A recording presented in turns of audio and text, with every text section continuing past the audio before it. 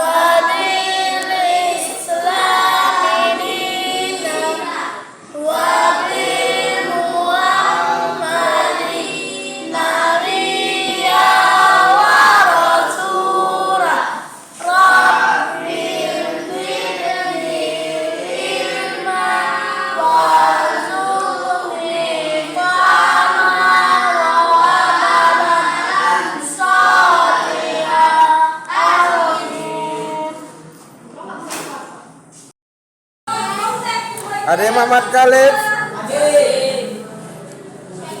Azana Sakipa, Alfuad Matondang.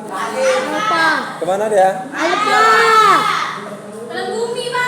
Anissa Bahari, Arif Dermawan Siregar, Aura Alia Sembiring, Brian Hidayat, Ciara Sasabila. Siapa yang tahu rumah Ciara? Tidak usah apa ditanyain. Makanya dia lagi di Starbucks. Ngapain? Katanya dia apa soal apa nyalon gitu. Nyalon. Kerja. Jadi nggak sekolah lagi? Gak tahu. Bosan. Ayat terusna. Ilpi Aulia Sari. Kemana dia?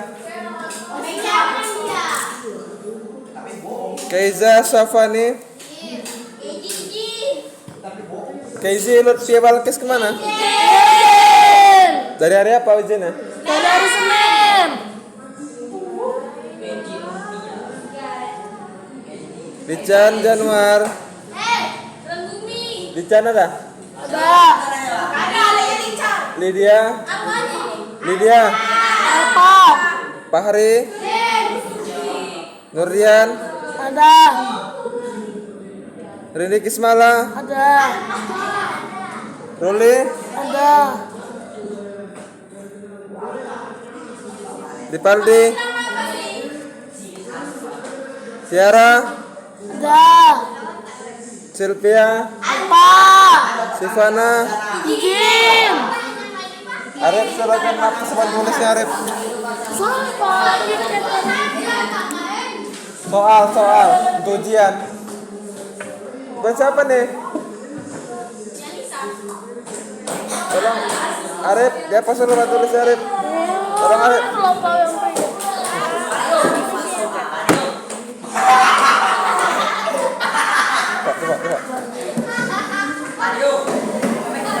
Biar 15. Arif. Tolong.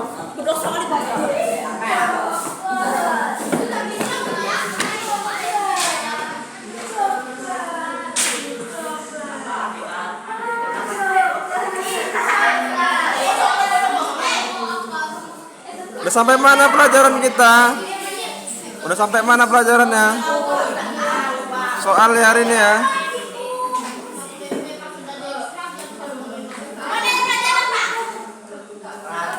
Latihan.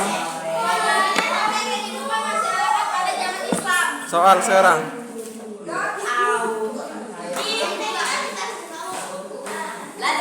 Belajar.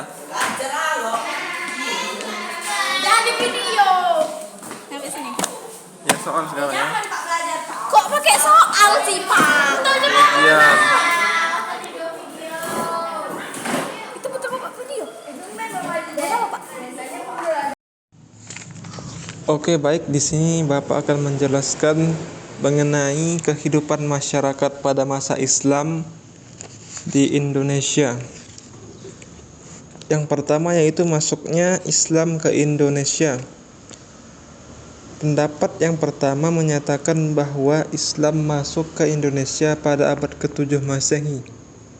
Buya Hamka Haji Abdul Malik Karim Amrullah mengatakan bahwa Islam berasal dari tanah kelahirannya yaitu Arab atau Mesir. Proses ini berlangsung pada abad-abad pertama Hijriah atau abad ke-7 Masehi. Hal ini berdasarkan bukti bahwa bangsa Indonesia sejak awal telah menganut mazhab Syafi'i yang sama dengan mazhab yang dianut di Mekah. Senada dengan pendapat Hamka, teori yang mengatakan bahwa Islam berasal dari Mekah dikemukakan oleh Anthony H. Jones. Siapa anak-anak? Anthony H. Jones. Menurutnya, proses Islamisasi dilakukan oleh para musafir atau kaum pengembara yang datang ke kepulauan Indonesia.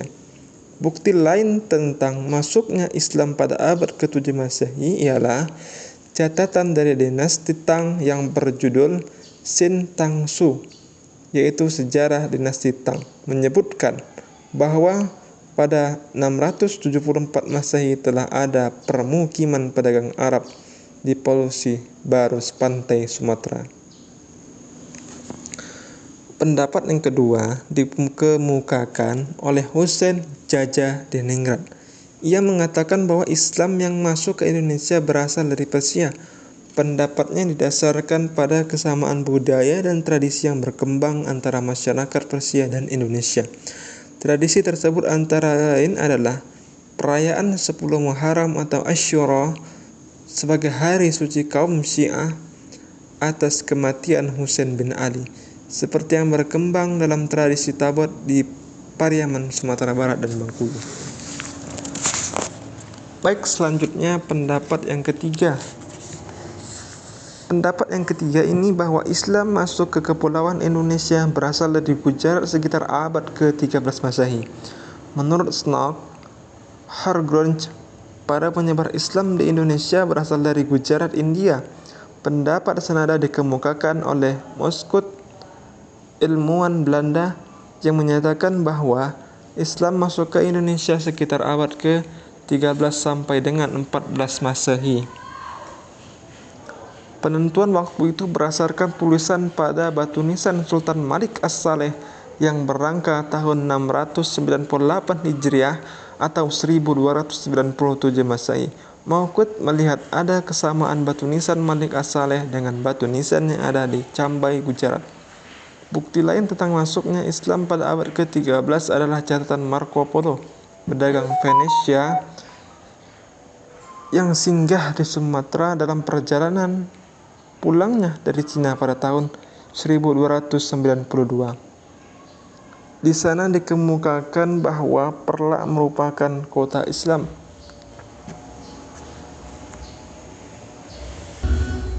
Baik, selanjutnya itu persebaran Islam di Indonesia. Untuk yang pertama ada perdagangan.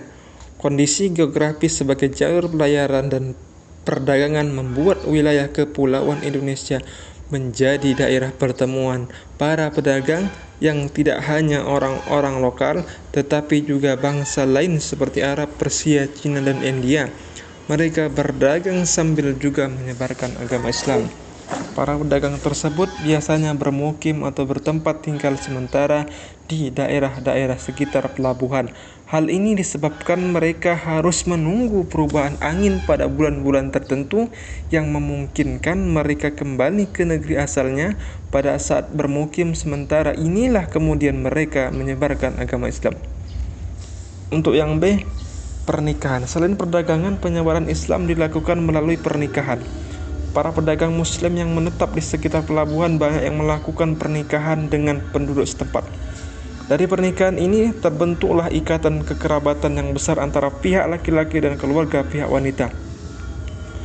Dalam babat dan hikayat dikemukakan cerita mengenai pernikahan antara seorang pedagang atau golongan Islam lainnya dengan anak bangsawan pribumi. Contohnya dapat kita temukan dalam babat Tanah Jawi tentang pernikahan Putri Campa dengan Raja Brawijaya dan melahirkan seorang putra yang kelak menjadi raja Demak bernama Raden Patah.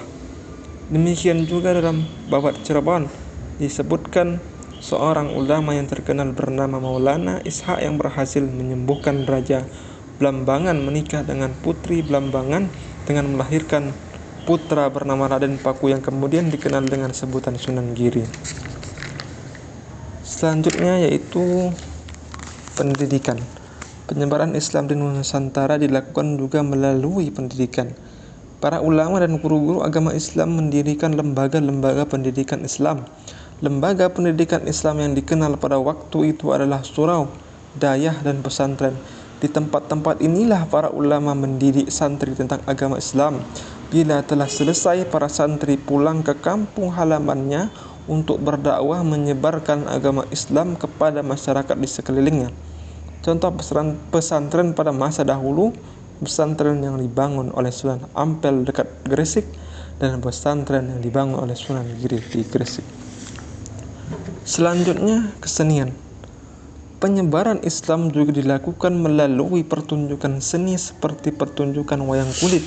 Disebutkan dalam cerita tutur bahwa Sunan Kalijaga adalah seorang dalang yang sangat mahir dan sangat disukai rakyat. Beliau secara perlahan-lahan memasukkan unsur-unsur agama Islam dalam cerita dan pertunjukan wayang sehingga akhirnya dapat menarik rakyat masuk agama Islam. Baik, selanjutnya pengaruh Islam terhadap masyarakat di Indonesia. Untuk yang pertama di bidang politik terlebih dahulu. Sebelum Islam masuk ke Indonesia sudah berkembang kerajaan-kerajaan Hindu-Buddha. Kerajaan-kerajaan tersebut kemudian mengalami kemunduran dan digantikan perannya oleh kerajaan-kerajaan Islam. Pada masa Islam, konsep kerajaan berubah menjadi kesultanan. Dalam sistem kesultanan, nilai-nilai Islam menjadi dasar dalam pengendalian kekuasaan. Selanjutnya B. Bidang sosial. Pada masa Hindu-Buddha terjadi pembedaan yang tegas antara sekelompok masyarakat. Pembedaan disebut dengan sistem kasta. Sistem ini membedakan masyarakat menjadi golongan Brahmana, Ksatria, Waisya, dan Sudra. Setelah masuk sistem kasta menjadi pudar. Setelah masuknya Islam, sistem kasta menjadi pudar karena ajaran Islam tidak menerapkan sistem kasta. Meskipun demikian, pada masa Islam masih terdapat penggolongan kelompok masyarakat di Jawa. Misalnya, seorang ulama diberi gelar kiai, sebuah gelar yang menunjukkan ketinggian derajat pada struktur sosial di masyarakat. Begitu pula dengan para penyebar agama Islam yang diberi gelar sunan. Gelar ini menunjukkan status sosial yang tinggi. C. Bidang agama. Pada masa Islam, sebagian besar masyarakat di Indonesia menganut agama Islam. Meskipun demikian, masih terdapat masyarakat yang menganut agama Hindu, Buddha, atau menganut kepercayaan terhadap roh halus. Hingga saat ini, sebagian besar masyarakat di Indonesia menganut agama Islam. Untuk yang D, bidang kebudayaan. Berkembangnya kebudayaan Islam di Kepulauan Indonesia tidak serta-merta menggantikan atau memusnahkan kebudayaan yang sudah ada. Kebudayaan Islam mengakomodasi kebudayaan yang sudah ada, tentunya dengan modifikasi atau penyesuaian agar tetap sesuai dengan ajaran Islam. Hal ini menyebabkan terjadinya akulturasi antara kebudayaan Islam dengan kebudayaan yang sudah ada. Hasil akulturasi tersebut antara lain yaitu seni bangunan. Yang pertama yaitu atap tumpang. Atap tumpang merupakan atap yang bersusun semakin ke atas semakin kecil.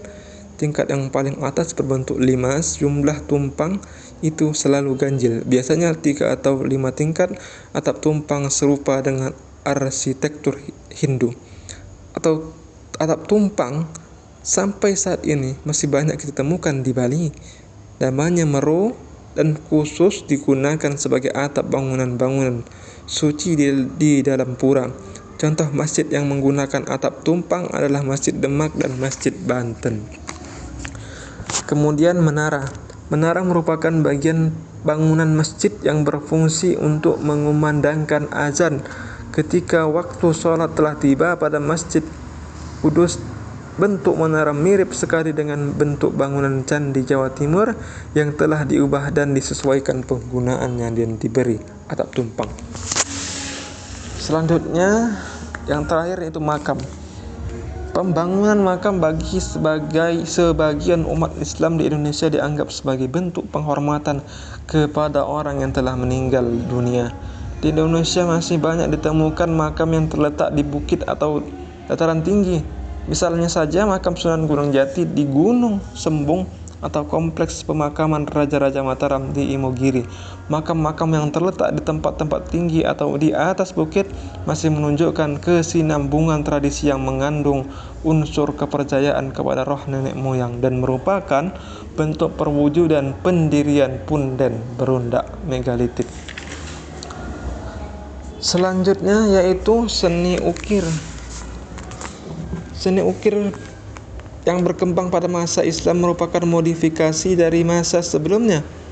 Dalam ajaran Islam ada larangan untuk membuat patung atau melukis makhluk hidup, apalagi dalam bentuk manusia. Meskipun demikian, seni ukir terus berkembang dengan penggunaan ragam hias yang terdiri dari pola-pola daun-daunan, bunga-bungaan, teratai, bukit-bukit karang, pemandangan, dan garis-garis geometri. Ragam hias ini kemudian ditambah dengan ragam hias huruf Arab atau kaligrafi yang kerap kali digunakan untuk menyamarkan lukisan makhluk hidup. Baik, yang keempat yaitu kerajaan-kerajaan Islam di Indonesia. Untuk yang pertama ada Kesultanan Samudra Pasai. Kesultanan Samudra Pasai berdiri antara tahun 1270 Masehi sampai dengan 1275 Masehi. Letaknya di sebelah utara Perlak di daerah Loksmawe, sekarang pantai timur Aceh, dan berbatasan langsung dengan Selat Malaka. Sultan yang pernah memerintah Samudra Pasai antara lain adalah Sultan Malik As-Saleh, Sultan Malik At-Tahir, dan Sultan Mahmud Malik Az-Zahir. Sumber sejarah Kesultanan Samudra Pasai antara lain diperoleh dari batu nisan Sultan Malik As-Saleh yang berangka tahun 696 Hijriah atau 1297 Masehi. Catatan Marco Polo, seorang pedagang dari Venesia yang singgah di Perlak tahun 1292 Masehi, dan catatan Ibnu Battutah, seorang penjajah dari Maroko yang pernah singgah di Samudra Pasai tahun 1345 dan 1346 Masehi. Perekonomian masyarakat Samudra Pasai tergantung dari perdagangan. Letaknya yang berdekatan dengan Selat Malaka dimanfaatkan untuk kemajuan ekonomi. Banyak pedagang dari berbagai negara seperti Cina, Arab, Persia, Siam, Turki, Gujarat, dan lainnya yang berlabuh di pelabuhan Samudra Pasai. Untuk itu, Samudra Pasai berusaha menyiapkan bandar-bandar sebagai pusat perdagangan kapal-kapal yang singgah dan melakukan bongkar muat harus membayar pajak. Adapun barang yang diperdagangkan adalah lada, sutra, dan kapur barus. Dalam bidang keagamaan, Ibnu Battuta menyebutkan bahwa Kesultanan Samudra Pasai dikunjungi oleh ulama dari Persia, Syria, dan Isfahan. Ia juga menyebutkan bahwa Sultan Samudra Pasai sangat taat beragama dan menganut mazhab Syafi'i. Selain itu, Marco Polo menyebutkan Kesultanan masyarakat di daerah Perlak sebagian besar dari agama Islam. Kesultanan Samudra Pasai mempunyai peran penting dalam penyebaran Islam di Asia Tenggara. Hal ini tampak pada upaya Samudra Pasai dalam menyebarkan Islam ke Malaka dan Patani pada tahun 1571 Masehi Kesultanan Samurawasai dikuasai oleh Portugis, kemudian pada tahun 1524 Masehi dikuasai oleh Sultan Ali Muhayyad Shah dari Kesultanan Aceh Darussalam, sehingga itu Samurawasai berada di bawah kekuasaan Kesultanan Aceh Darussalam.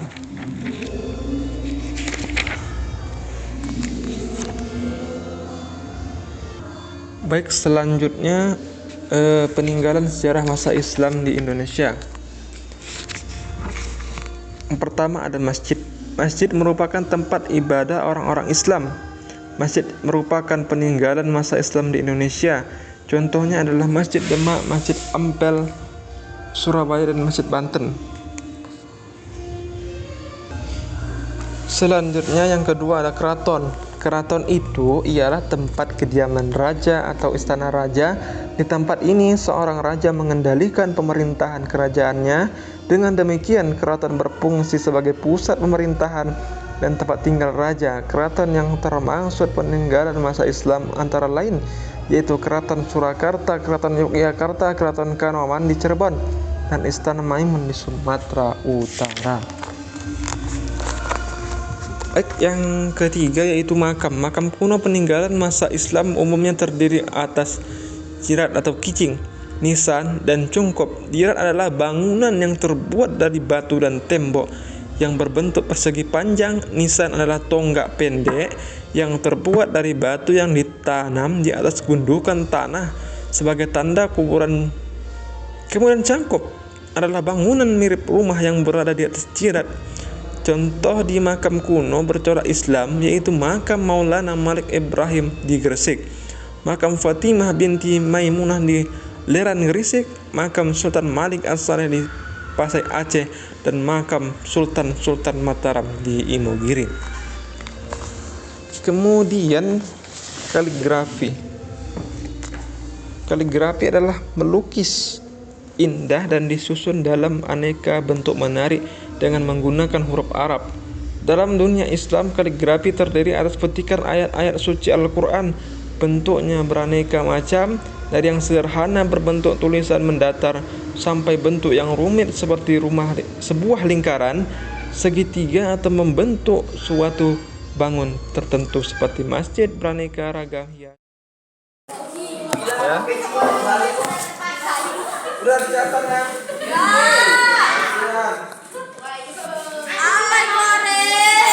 Pak.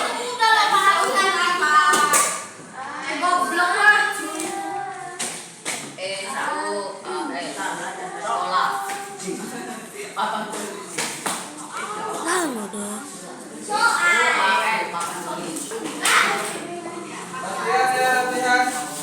Latihan. Boleh mana bukunya?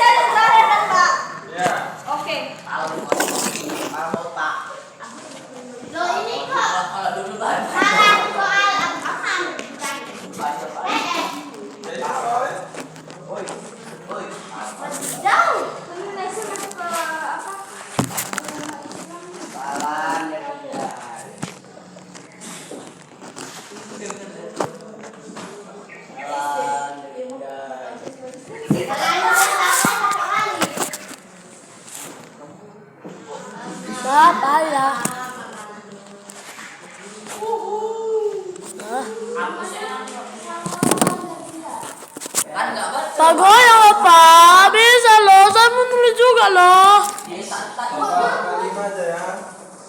Pak, 3 juta nanti aku sama Pak. Itu tuh tugas kuliah saya. Apa Pak? Kuliah. Malu nggak? Iya, mau kuliah. Ada Facebook. Masuk Facebook tuh. Makanya kita besok aja baca kalau kita. Iya, udah dulu. Kalau kita ada otaknya. Kan kau kenapa? Ada mungkin. Ada aku. Mana mungkin terus kuliah dan jadi guru kan? Nggak mungkin. Bisa aja. Bisa juga. Jadi guru SMA. Ini apa guru SMK? Kalau gitu ada S2, S1. CI2. S3 ada. ada. Oh, video gitu sama apa? Dulu aku pegang dah. Pinter nak apa sih? Baik. Ada nih. Bapakku dari mana? Ujung-ujungnya jatuh toh. Orang mau senggol jatuh, kau duduk belakang aja. Baik. Duduk belakang aja. Jatuh kau itu. Pak, tadi mati videonya Pak, saya sambungkan balik. Hah? Tadi mati tadi videonya. Dimatikan. Tapi bohong. Memang iya, memang iya. Enggak, dia yang matiin, Pak. Dia yang matiin. Kesenggol saya Pak. Saya bang. Oh, ulang lagi. Iyalah, Dek. Lagi. Yang tadi apa saja, Rik? Makan. Jangan jatuh. Sekali Pak tadi Pak. Kan bisa dihilangkan suaranya. Apa Bapak kebesaran Pak? Ah, Udah, Re, jangan deh. Rasa kali tangan kau. oh Pak yang Woi, apa kemana Rik? Aku bawa. Aduh. Apa tuh bawa? Katanya iPhone 18 palanya warga iPhone mudah. udah bodoh juga. Tamparin tak gadget. Nata. Tamparin tak gadget. Wah, duduk. Mana macam Enggak. Enggak. Nah. Selamat mengerjakan. Boleh tengok Google ya? Boleh. Boleh. Iya loh. Iya Sama mantap. kakak enak. Kalau sama saya enak, boleh aja. Ya lah Pak, jadi wali enak Pak nanti kelas 8. Pak, Bapak jadi ini aku Pak. Pak sekolah. Ya gimana sih? Kelas 8 diajak lagi loh kelasnya. Bodoh. Pak, kelas 8 kelasnya dipisah juga. Iya. Masih jadi pinjol Pak, sini aja. Baik, sekianlah pelajaran kita pada hari ini. Mudah-mudahan kita akan berjumpa kembali insyaallah minggu depan. Materi minggu depan yaitu mengenai sejarah masuknya Islam di tanah Sumatera. Baik, Bapak harap itu saja dari anak-anak. Billahi taufiq wal hidayah. Wassalamualaikum warahmatullahi wabarakatuh. Baik, sekianlah pelajaran kita pada hari ini. Mudah-mudahan kita akan